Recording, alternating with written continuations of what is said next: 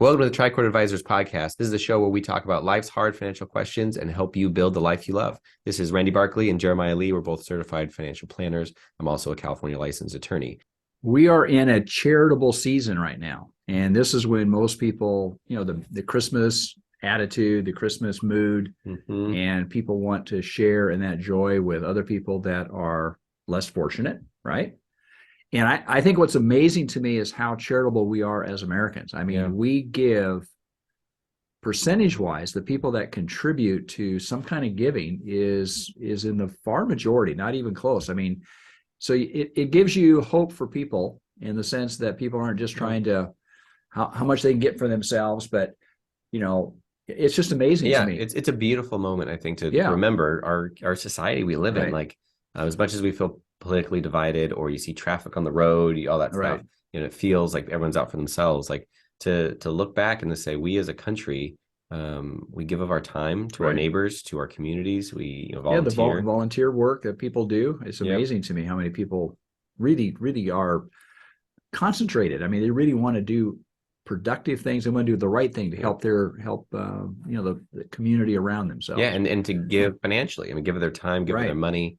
I'm not sure the statistics. I know we talked about some earlier, but I think it was 60 or 75% of Americans are giving.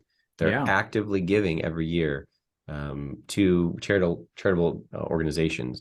And so one of the things we're going to talk about today a little bit is how do you give? How do you give? Now you can give, obviously most people just write a check. Yep. They give cash. I was walking out of the grocery store the other day and there was Salvation Army, and I put ringing the bell, putting a little bit the bin. I put $1 in the bucket. I feel like that's a good thing. Yeah. But it's probably not always, if you're going to be planned giving, it's probably not the best way to give, right? Yeah. So kind of what you said, I think there's reactionary giving. People in America, I think, tend to be generous.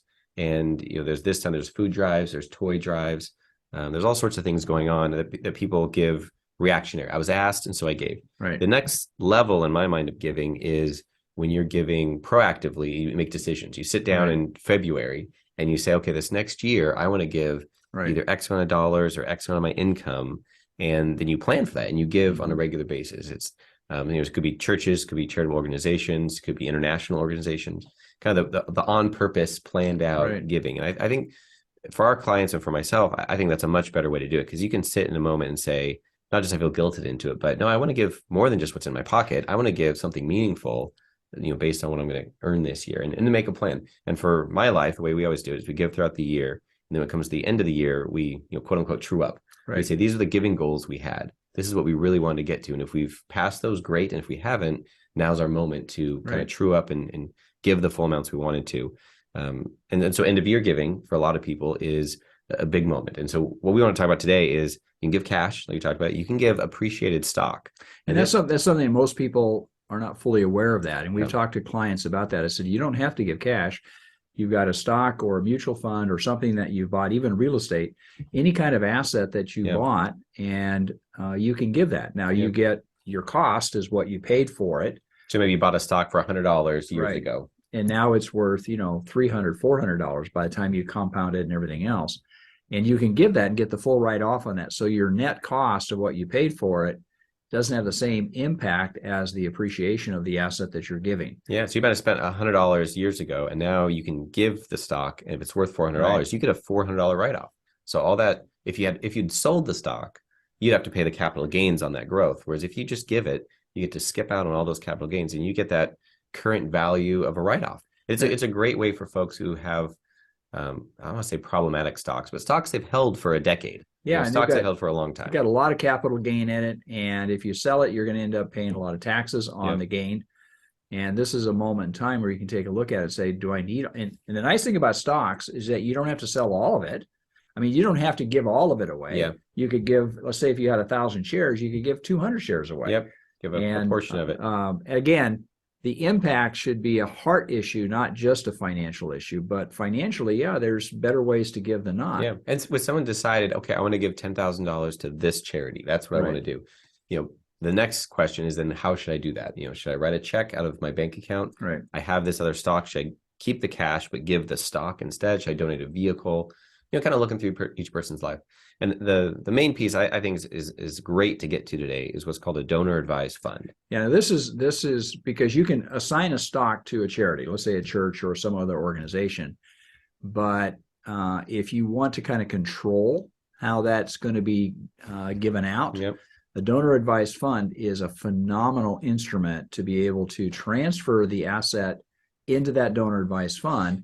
And then they can determine, first of all, you get a write-off for the entire contribution. Yep. In that moment, when you give it, you get the write-off. In that moment, you get the full write-off as though you gave cash. Mm-hmm. But you can control how you want to give that out. How it gets doled out to the charities. Yeah, that's right. And this is really this is something that's happened reasonably recent. Mm-hmm. And before we always had to do either gifts, or we had to set up a foundation, or we had to do some more complexity. These donor advised funds are relatively simple. Yeah, no, they're great. You set them up, and example might be someone says, okay, over the next 10 years, I want to give away $20,000. Right. But this year my income is really high, and in future years it won't be as high. I may not need the deductions as much. So what someone could do is they could set up a donor advised fund, and then this year put in $20,000 into that fund. And so tax wise, they get a $20,000 write off, assuming that works for their taxes. Of what they're giving, but they can take their big write-off at that moment. But then the donor advised fund decides, well, the person controlling the donor advised fund, which is the client, they decide when the money actually leaves the donor advised fund to go to the individual charities or universities or churches. And so it might be something that they dole out evenly over the next 10 years, $2,000 a year for 10 years. That might be how the money gets to the charity.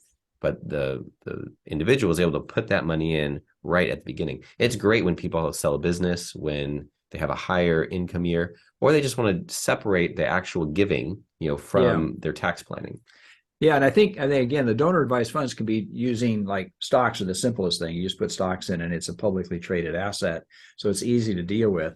But you can also utilize them for more complex assets, like, for example, real estate and or closed business, small business interests, things like that. It's a more complex transaction, and you don't want to wait till the last couple of weeks of the year to get that done. But it is something that can be done within these funds. That's a hugely practical comment. If someone had some sort of complex real estate or closely held business and wanted to give some of that to, say, their local university, they want to make a donation. Right. Most local universities aren't set up to receive that in a way that makes sense. But a donor advised fund can receive that and hold that, so you get the write-off there. And then years in the future, if there's a liquidation event, you can then have that funds available and then give it to the and I think going back to it, we've had several clients who have sold properties or received an inheritance, and they want to be charitable with it, but it's a pretty significant number that they're receiving. And so the comment is, I don't know where I'm going to give this. And I said, well, the nice thing about a donor advised fund is you receive the write-off, but you're not required to do the giving until later. In fact, under the current rules right now, you're not even required to take income out of this thing. You're not required to take any kind of distribution out of this thing, right? Yeah, that's a good comment. There's been legislation attempted to say maybe you have to, empty your donor advised fund within 15 years. Right. Or maybe, there's been different thoughts on what to do. But currently, under current law, there's no timeline on this. Right. You put the money in, and it can sit untouched for decades if that's what you want it to do. And often, if someone were to pass away, their children could then become the new advisors to that fund. So you kind of pass on a charitable legacy to your kids. And this, for a lot of folks, this really only comes up if you're itemizing. That's a good comment to kind of make. If you give charitably and you're going to take the standard deduction, it's a good charitable thing to do, but you don't get much of a bang for your buck. If you are going to be itemizing, then a charitable deduction comes in. Right. And this is a moment where getting a donor advised fund could be helpful. So you might want to flesh that out for our audience, because if you're itemizing, you have to have enough deductions above your standard deduction for it to count, right? Yeah. So that's why we talk bundling. Mm-hmm. So you might want to advance your giving. So you put it all in, maybe it's like 5 years worth of giving. If you've sold a piece of property, you put it all within a single year. And bundling gives you a tremendous tax advantage for that year that you receive that one-time asset gift, so to speak, or that one-time asset sale. Yep, that's a great example. Someone sold some real estate, they have an extra, we'll just say $200,000 of income that's sitting there, and they have the cash, and they want to have some more write-offs. So they might in that year, put a larger amount into a donor advised fund, get the write-off, do some good tax planning, but then over the next 10 years, they give little bits to the charities out of that donor advised fund. Yeah, the other thing I found is that people say, well, I don't want to give all that money to one particular charity. I like to spread it out, but they're indecisive. They haven't really researched it as to what organizations that they want to give to. And the thing we want to make sure that's a comment here is that you want to make sure you give to somebody who's a qualified charity, somebody who has a 501(c) designation.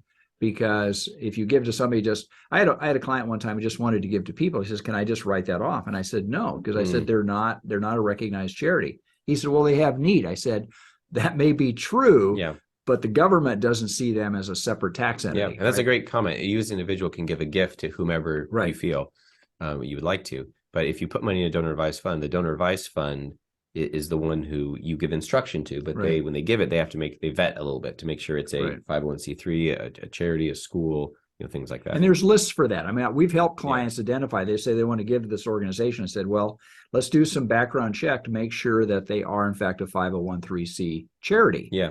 Because you don't want to give to somebody, then you find out later they're really not. They can't take it and give you a write-off. Right, what you need. The other thing that's interesting here, we talked about the capital gains, is that when you donate stock, you can avoid some of the capital gains and get into a donor advised fund. The other one is capital losses. And we've talked about this a little bit. Is you don't want to gift over stock that has losses. But if people are charitable, they can sell the stock, acknowledge the losses, and then give those funds over. So it's a tax planning thing on both sides. So you get the loss on the side that will offset gain of your other assets in your portfolio. But then you take that asset and bring it over and you get a write-off again. You get additional write-off to the charity you just gave to. Yep. Or to the donor advised fund, however you want to do it. However you've given it. So a lot of people think of donor advised funds and giving when they have appreciated stock. But even when you have capital loss stock, depreciated stock, there's a thought there of what you might want to do, kind of get the most bang for your buck. The other thing that's just interesting is every once in a while we have a client that comes up with no tax basis. They have a stock, and for some reason, they don't know their tax basis, and it can't be discovered. They've inherited it. They inherited it, and it was years and years ago. And even then, in the inherit it, maybe they could figure out the basis. There's sometimes where it's just hard to know. Yeah. Well, one option is if they sell it, they're going to have to deal with trying to figure that out for the capital gains for the IRS. If you gift it, in essence, nobody cares what the tax basis was. Exactly, because it becomes the value at the date of the gift. So whatever it is, fair market value, that's what you get. And so whatever the tax basis was, kind of becomes irrelevant. So there's some people who have problematic stock. They're not sure what the basis is. For them, donating that stock can become an easy solution if that's what they want to do otherwise.